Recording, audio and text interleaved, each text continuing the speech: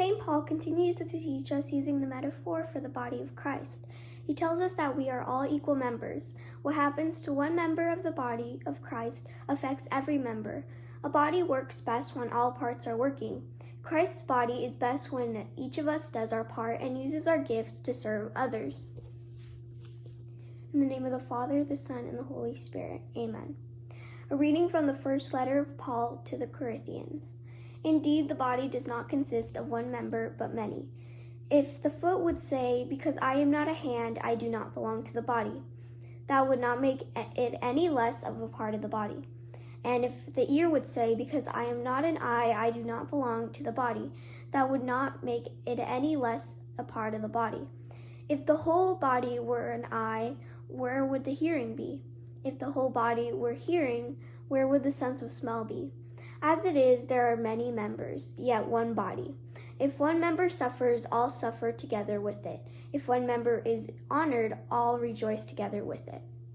The word of the Lord. Think about this silently in your heart. Even though we are all different, how are we connected? O holy and loving God, we are all your sons and daughters. May we celebrate our differences as well as be united by what we have in common. We ask this in Christ Jesus' name. Amen. In the name of the Father, Son, and the Holy Spirit. Amen.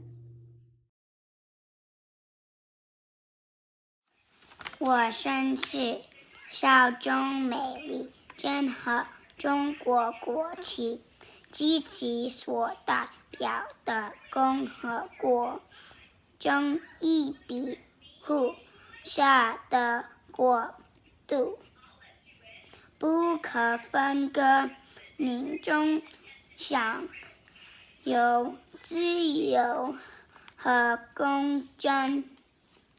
The week is critical thinking. It means the objective analysis and evaluation of an issue in order to form a judgment. We are children of God. We are teachers, learners, and peacemakers. We will be safe, be respectful, and kind. Be problem solvers, be good decision makers.